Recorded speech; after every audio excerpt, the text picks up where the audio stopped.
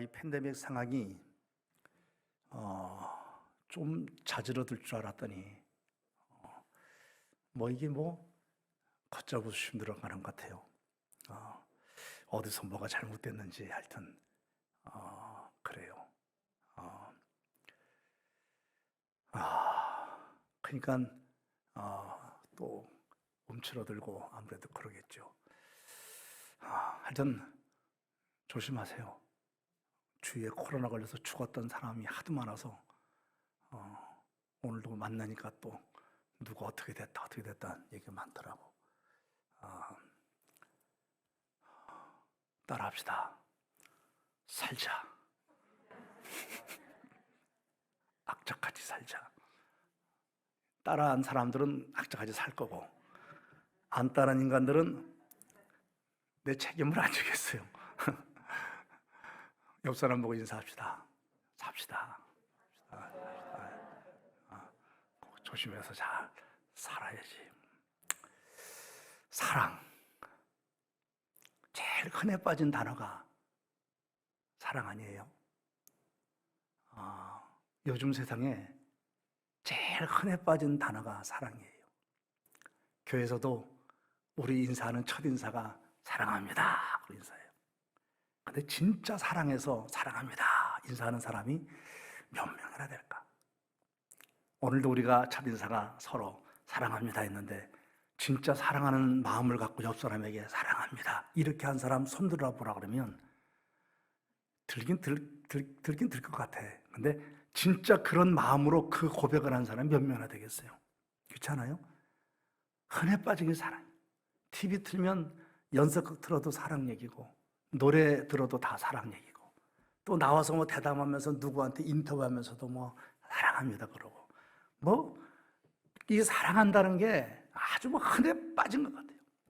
그런데 우리 사는 세상은 뭐라 그래요? 사랑이 없어요. 진짜 사랑이 없다. 사랑이 메말라가는 세상이다. 그래요.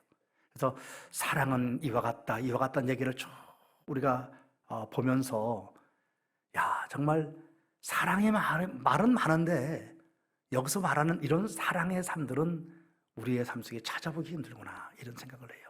사랑이 없으면 아무것도 아니라고 설파했던 바울은 사랑은 이런 것이다 라고 우리한테 얘기하지 않습니까? 사랑은 오래 참는다. 사랑은 온유하다. 사랑은 시기하지 않는다. 사랑은 자랑하지 않는다. 사랑은 교만하지 않는다. 그리고 오늘 사랑은 무례히 행하지 않는다. 우리 하나하나 배우는 건 좀 그래도 기억은 해야죠. 그죠? 그거 기억 안 하면 사랑이 뭐라고 얘기해도 소용이 없잖아요. 그죠? 그걸 자꾸 되새기면서 사랑은 이런 거지. 사랑은 이렇게 하는 게 아니지.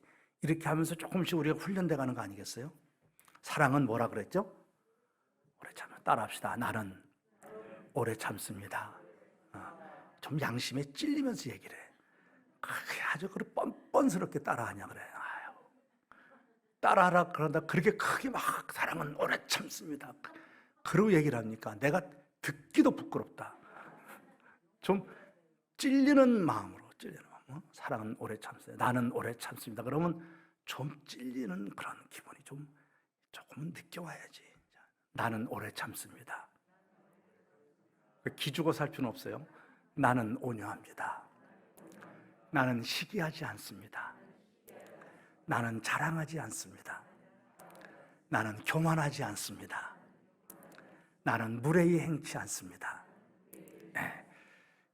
이게 사랑이에요. 그 모습이 사랑이 있는 나예요. 사랑하는 나, 예수 믿는 나. 이거를 우리가 생각해야 돼요. 우리 앞에서도 얘기했지만 예수 믿는 사람에게 제일 큰 욕이 있다면 저 인간 사랑이 없어 하거든. 저 인간은 사랑이 없어. 저 사람은 사랑이 없어. 전 목사는 사랑이 없어. 이것처럼 큰 욕이 없어요. 그것처럼 큰 욕이 없다. 우리는 아무것도 아니라 그랬으니까. 그러니까 가장 정말 누구한테 칭찬 들으면 좋은 것은 정말 사랑이 있어. 저 사람은 오래 참아. 저 사람은 참 온유해. 저 사람은 시기하지 않고 자랑하지 않고 교만하지 않고 이게 있어요. 그래서 우리가 그 제자훈련 교회에서 가진 그 제자훈련 공부할 때 제가 이 얘기를 참여 쭉 했었어요. 해가지고 점수 매겨보라 그랬었어요. 공부하신 분들은 사랑은 오래 참습니다. 나는 몇 점 정도. 사랑은 온유합니다. 나는 몇 점 정도. 요거 제가 만들어가지고 처음에 체크하게 했었어요. 자기를 한번 돌아보도록. 그래서 몇 점 정도 되는지. 그렇다면 내가 어느 정도 신앙의 삶 속에서 사랑의 프로테이지를 어느 정도 많이 갖고 가는지 이게 보여주지 않습니까? 하여튼 신앙생활이라는 건 자기 훈련이라고 늘 생각하시면서 사랑을 배우는 것도 단순히 지식을 배우는 것이 아니고 뭡니까? 내가 트레이닝한다, 훈련한다. 나를 끝없이 사랑의 사람으로 훈련시켜가는, 그렇게 만들어가는, 그렇게 나를 훈련시켜가는 시간이라고 생각하시고 여러분이 함께 말씀을 대하면 좋겠습니다. 무례히 행한다는 것은 쉽게 말하면 예의를 지키지 않는 거예요. 예의를 지키지 않는, 예절이 없는 이런 태도를 말하고, 또 한 가지를 보면 무례한다는 것은 공공의 모든 장소나 공공의 공동체에서 질서를 지키지 않는 겁니다. 그 속에서 만들어진 규범이라든가 이런 질서들을 행하지 않는, 우를 범하는 이 상태를 무례히 행한다. 그래가지고 어떠한 질서를 허물고 어떠한 규율을 범하게 되는 이 상태를 말해요.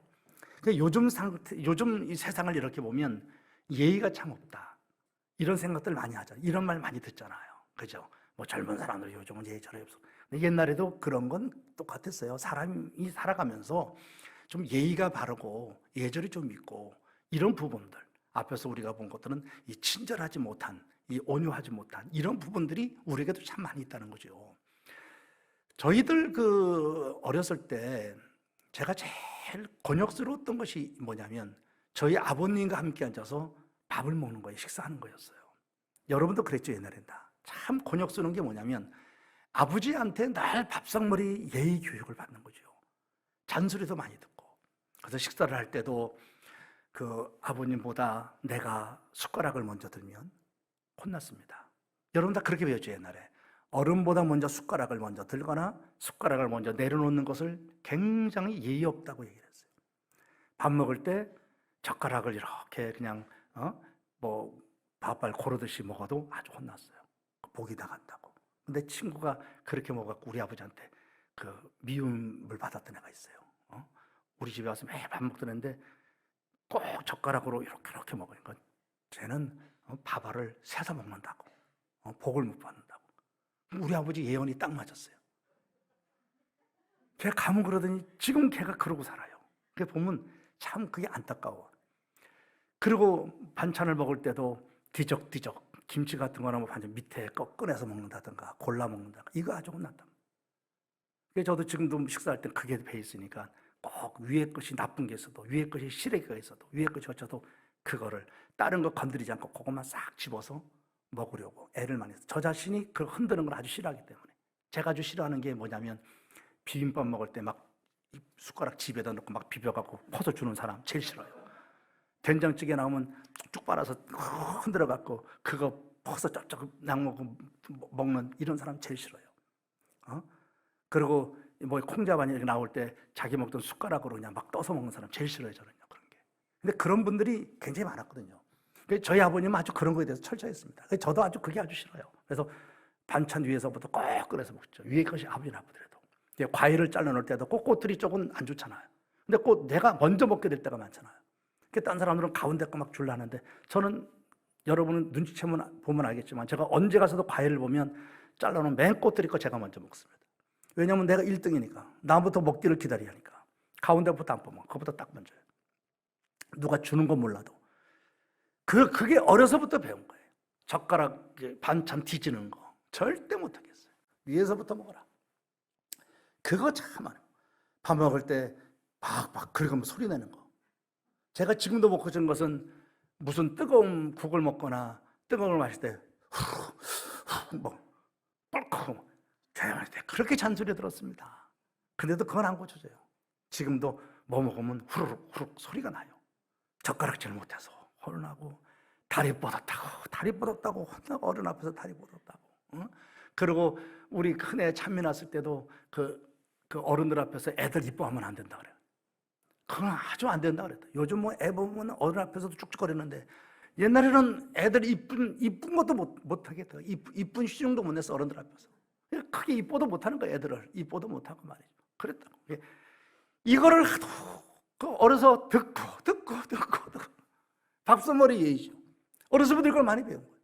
어른들 앞에서 말대꾸하면 안 된다. 어른들 앞에서 뭘 어떻게 하면 안 된다. 어른들 앞으로 지나가면 안 된다. 뒤로 돌아가면 안 된다. 뒤로 돌아가면 된다.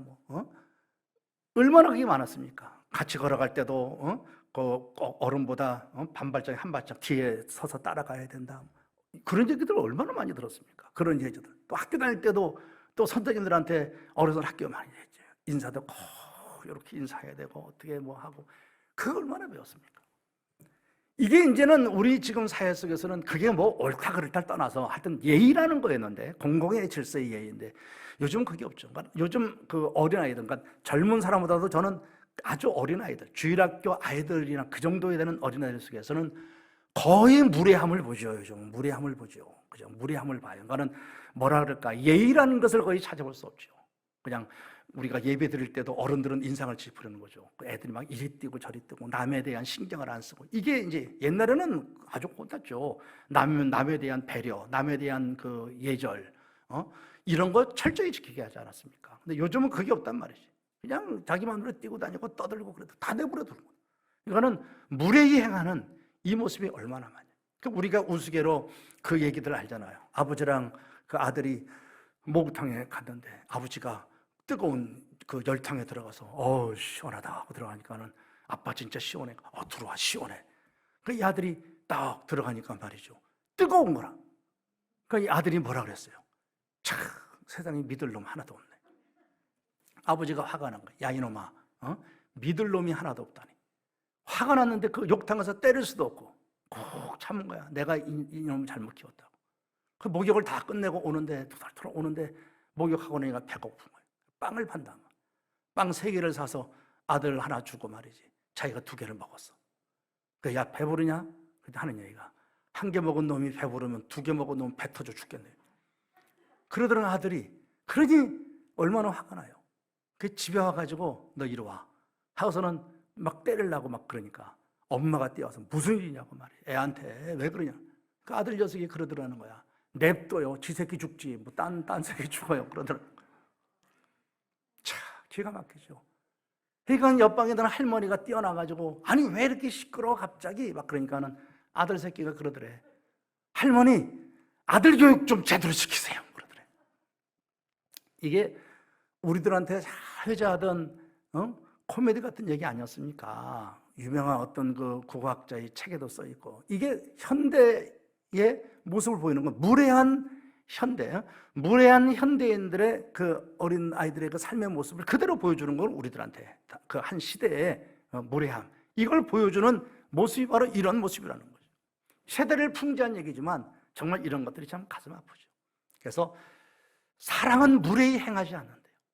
요즘 뉴스에 빈번하게 나오는 것 가운데 하나가 참 가슴 아픈 게 데이트 폭력이라는 게 있어요. 데이트를 하면서 남자들이 여자를 폭력해서 여자를 때리고 여자를 죽이는 일까지 벌어져요. 데이트 폭력이 자기 말대로 안 듣는다고.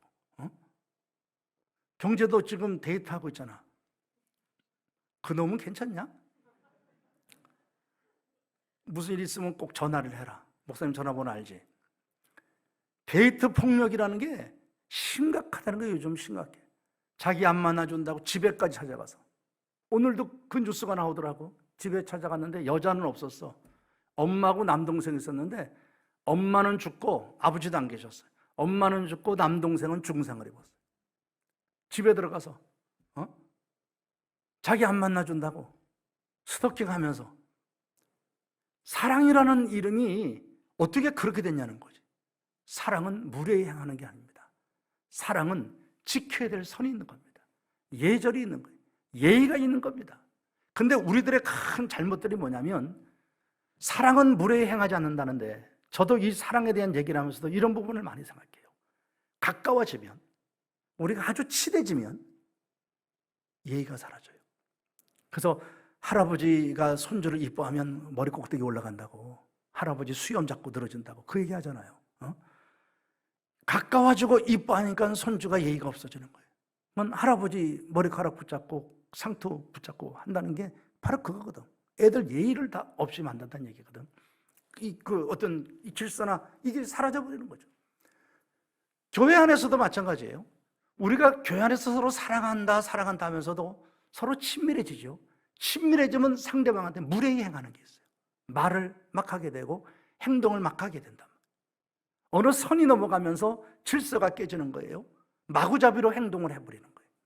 이것이 폭언이 되고 이것이 폭력이 될 수 있는 거예요. 그러니까 우리가 가까운 사람이라도 사랑이라고 하는 이름 속에서는 무례히 행하지 않는다는 이 단어를 앞에 두고 우리가 진정한 사랑을 해나가야 되는데, 사랑이라는 이름으로 우리가 친밀해지고 가까워지면서 우리는 이제 사랑하는 관계니까 라고 하면서 그것이 다 무너져 버려서 무례히 서로 막 행해지는 이런 단계에 간다면 그 사랑은 끝이 끝나게 된다. 이것이 가정 안에서도 많다는 거죠. 가정 안에서도 이런 모습들이 가족이라고 하는 그 이름으로 친밀하니까 허물이 없는 관계가 되어버리니까는 부부간에도 무례히 행해지는 거예요. 부부간에도 서로가 막 못할 말까지 막 하고 막 하는 거죠. 그리고 부모와 자식 간에 부모가 자식들을 막 대하게 되고. 그래서 그 아이들 그 통계를 내보니까 아이들의 70%가 미워하는 대상이 부모예요. 부모에게 받는 상처가 제일 크다는 거예요. 어느 인터넷에 보니까 이 코로나 시대에 애들이 방학으로 학교도 못 가고 있잖아요. 못 가. 그러니까 애들이 얼마나 힘들게 합니까? 이거는 지 엄마가 힘드니까는 규칙을 정해놨대. 코로나 이 방학 규칙을.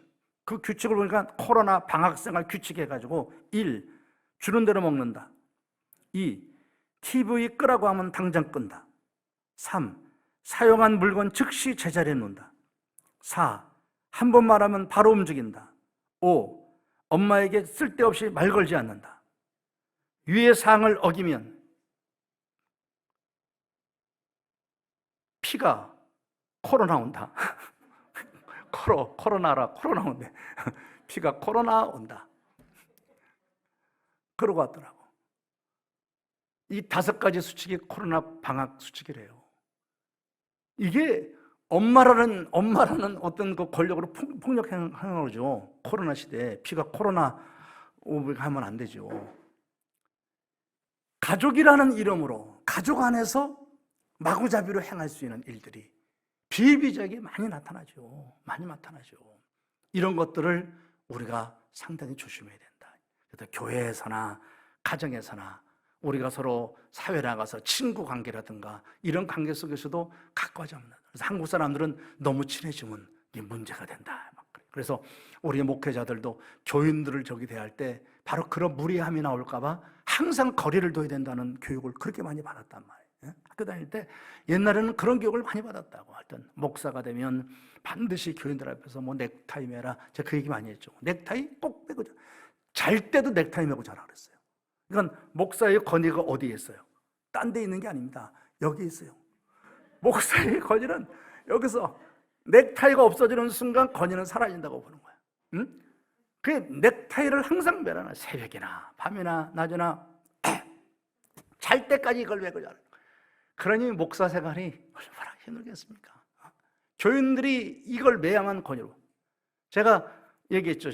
저기 그 무주교회 그 목사님이 어딜 가도 넥타이를 맵니다. 놀러 가도 넥타이를 매요. 항상 넥타이를 매요. 넥타이를 매게 된 이유가 뭐냐? 한 집사님 때문에. 집사님이 그러더래. 다른 교회 목사님들은 넥타이 잘 안 매고 다니는데 우리 목사님은 다 넥타이 매니까 목사님으로서의 이게 있다.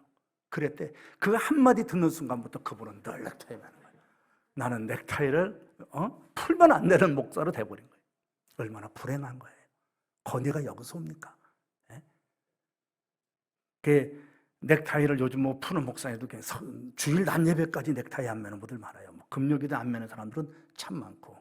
저도 아직까지도 금요일에도 참 가끔가다 안 매봤는데 아직도 나도 여기에 붙들리는 경우가 많아요. 아직도 많아요. 이게 그래서 우리는 넥타이 매는 걸 교복이라고 그래요. 목사들끼리 교복이라고 그러거든요. 교복이고 교회 간다고. 근데 웃으면서 그런 농담을 하긴 해요. 그리고 교인들하고 절대 대화 나누지 말라고.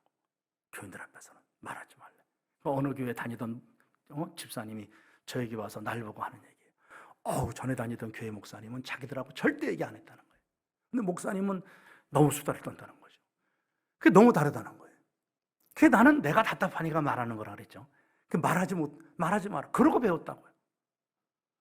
그러고 교인들하고 같이 앉아서 식사도 절대 같이 하지 마라. 식사도 하지 말라는 거예요. 같이 밥 먹으면 무슨 생각하냐 그러면 너나 나나 똑같다고 생각한대. 너도 먹고 싸고 나도 먹고 싸고. 여러분이 절대 착각하지 마. 나는 먹기만 하지 절대 싸진 않습니다. 여러분 그 차이점이 그거야. 여러분들은 진짠가 또 믿는 사람 있죠. 그거예요. 나는 여러분은 먹고 싸지만 나는 먹고 눕니다. 그러니까 차이가 있죠. 분명히. 그러니까 그렇게 생각한다는 거야. 너나 나나 똑같. 교인들이 그렇게 생각하는데 권위가 없어진다는 거예요. 그러면 권위가 없어지면 어떻게 됩니까? 막 대한다는 거지. 무례히 대한다는 거죠. 참 이게 힘든 거예요. 한국 사람들이 특히 그런 게 있어요. 그래서 목사가 교인들한테 좀 가까이 잘해주면 흔히 말하는 대로 엉겨붙는다 그러죠. 엉겨붙기 시작하는 거예요. 어떤 사람은 말까지 놓는 사람이 있는 거예요. 어떤 사람은 말까지 나와요. 우리 교회에서는 그런 사람 없어서 다행이에요. 그러면 한 방 갈겨버리지 내가. 말까지 놓는 사람이 생기는데 막 가까이 하면. 이게 고민이죠. 교인들한테 막 이렇게 해주고 싶은데 그렇게 하면 또 가까우면 또 무례히 행한다. 저는 어때요, 여러분한테? 나는 여러분 막 대해, 가까이 막 대해요. 그죠? 편히 대하죠? 안 해?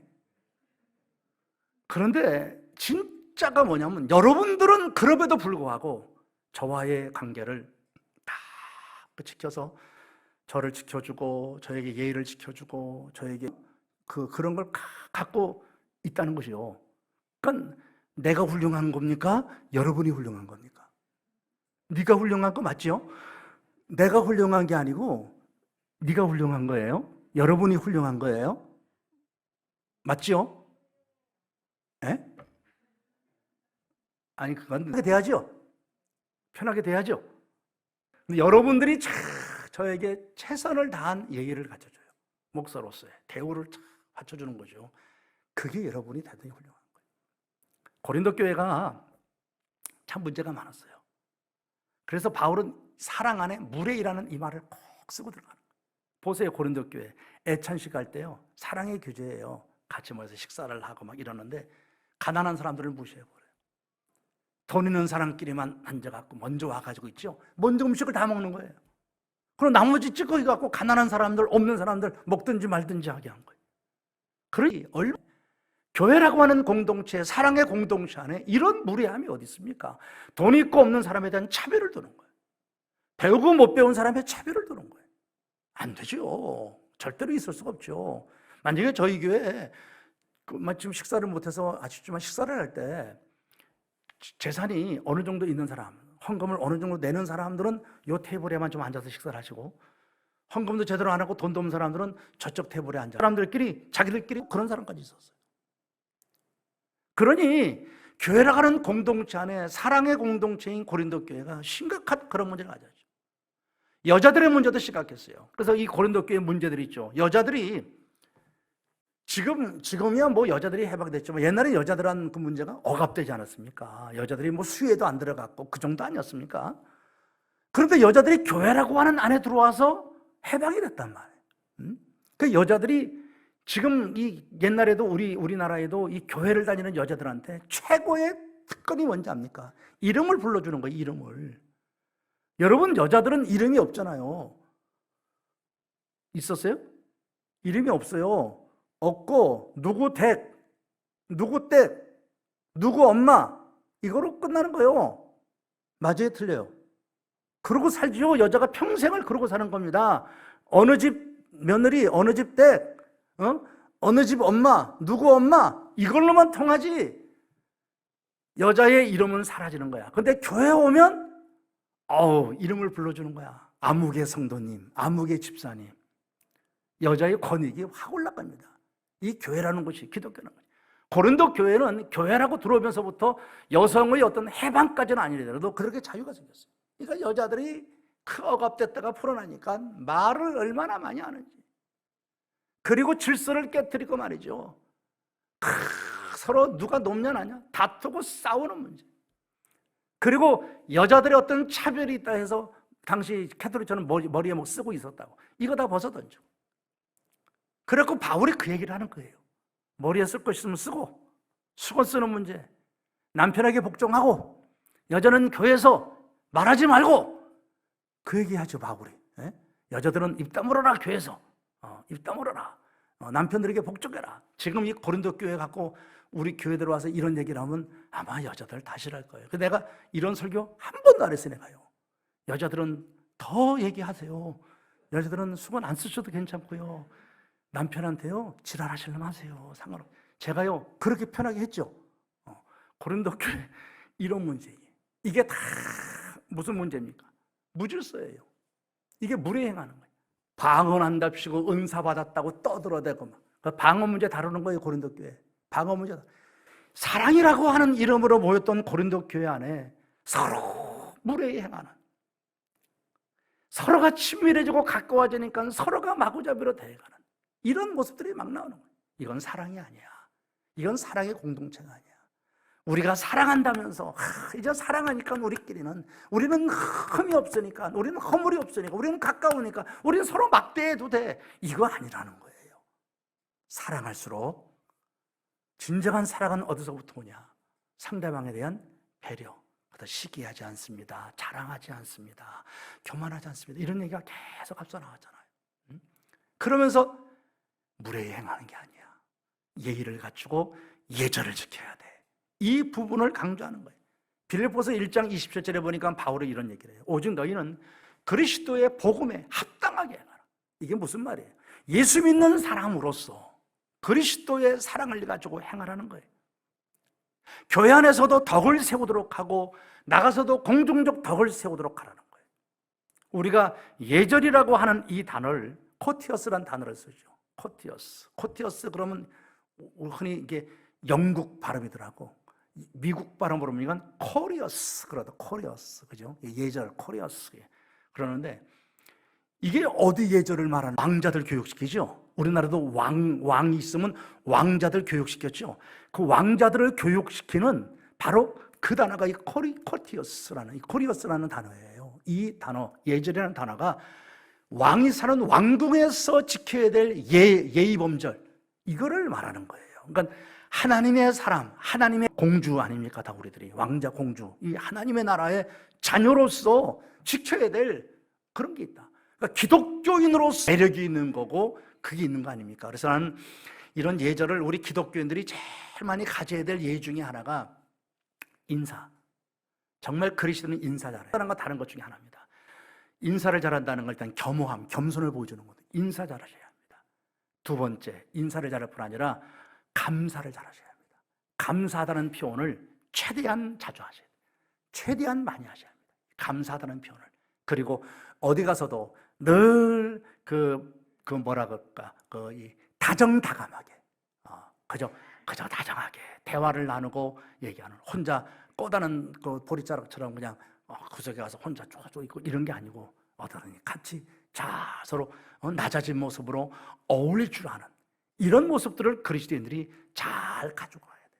그래서 저는 지금까지를 본다면 식당에 가서도 무슨 음식이 나와도 일단 어떤 음식이든 맛있게 먹어라. 어떤 음식이든 가짜라도 맛있게 먹어라. 그래서 저는 우리 교인들하고 같이 식당에 갔을 때도 식당에 가서 뭐 짜니 맵니 이런 소리 절대로 하면 안 돼요. 자꾸 가슴속에 기독교인으로서 이것이 우리 기독교인이 사는 궁중에 있는 왕자는 왕자로서의 예의범절을 갖듯이 우리는 그런 예의범절이야. 왜? 이것이 큰 틀에서 사랑이라는 거예요. 이것이 진정한 세상을 사랑하는 것이고 이웃을 사랑하는 것이고 사랑하는 사람들과의 관계 속에서 이루어지는 것이라고 바울은 이 얘기를 하는 거예요. 그러니까 이 사회를 정말 무례히 행하는, 정말 예의가 사라지는 세상이라고 하는 표현은 다른 말로 표현하면 사랑이요 사라지는 세상이다. 예수님이 우리를 참 사랑하셨잖아요. 얼마나 화가 나시고 그럴 순간에도 화를 안 내요. 도마가 예수님 없을 때 예수님 부활하고 나타났을 때 그는 없었잖아요. 와가지고 못 믿겠다고 떠들 때 주님 도마를 다시 찾아오십니다. 진짜 이게 사랑이라는 거예요. 다시 찾아와서 그에게 어떠한 무례한 행동도 하잖아. 그냥 그의 손으로 못 박힌 데 만져보고 옆구리 창지 찔러보라는 거야. 그리고 너는 보고 믿느냐? 보지 않고 믿는 자가 복이 있는 거야. 도마야.